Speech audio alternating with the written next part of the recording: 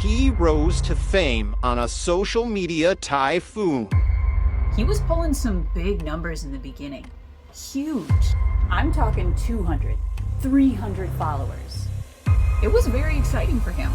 But the higher they climb, the harder they fall. It was tragic seeing his empire come crashing down. Especially because it was over the one thing he wanted his entire career. A viral video. This is Mumen Lowrider's story. Mumen's life was go, go, go right from the beginning. He was born in Texas. He went on a cross-country trip to the Midwest 4 months later.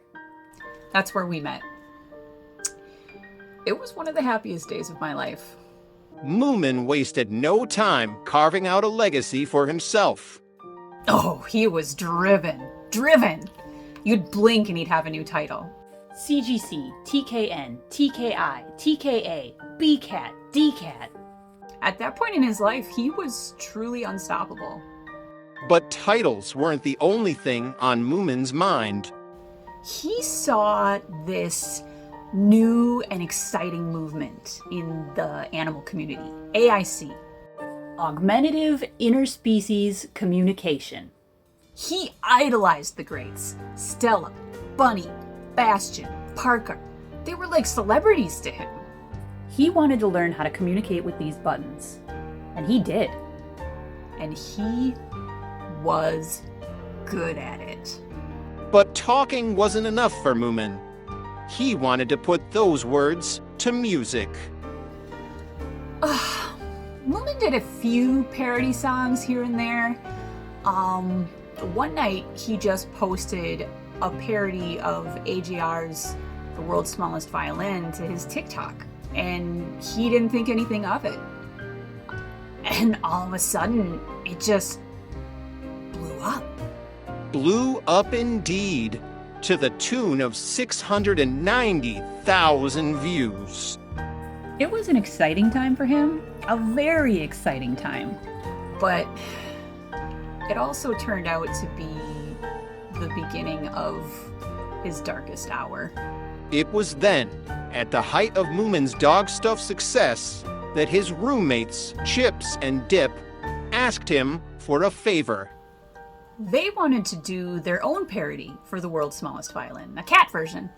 And he was more than happy to back them up on this. He was like, you do it, I'll promote it on my platform, I'll help however I can. You know, he wanted them to succeed. He loved them. They were his roommates. And succeed they did, to the tune of 4.2 million views. He wanted to be happy for them. He really did. I think a part of him was, but all these famous cats started using the song, and Mumen's follower count on TikTok just skyrocketed. But Mumen wasn't a fool. He knew those numbers meant nothing. They weren't there for him. He knew they weren't there for the dog stuff he did. They were there for the cat stuff that Chips and Dip did. I'd say that's when the imposter syndrome kicked in at full force. Impostor syndrome, mood swings, fits of rage. I try not to remember it. One time, he was so angry. He went over to his communication board and he hit Mumen mad, no outside. I'm sorry. As his follower count grew, so too did his depression. At one point, he was just prone to sputtering the most random things. He was at his communication board and he hit Cheesecake Big. Now, Cheesecake is our Pyrenees, and she is indeed big. The sun is really hot too, but I don't just go walking around telling that to people. I was really worried for him. Really worried. TikTok nearly destroyed him. Thank the gods for YouTube and Instagram.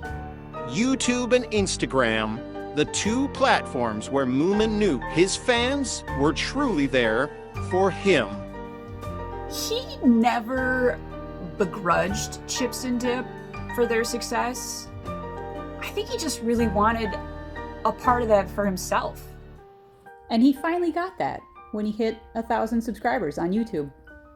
1,000 subscribers on YouTube, 2,000 subscribers on Instagram. A far cry from the 23,000 followers on his TikTok, but at least they were there for him. It really soothed those old wounds, you know? I don't think he really truly healed until he started to make content for the right reasons, you know? Because he enjoyed it. And he continues to do it to this day. And he's in a much, much better place now. People throw the word hero around a lot, but yeah, he's my hero. Mumen Mumi Lowrider, a dog who rose to the top, only to find, with legs that short, it's probably best to stay closer to the ground. It's much easier to stop and smell the roses that way. He's an inspiration to everyone, really.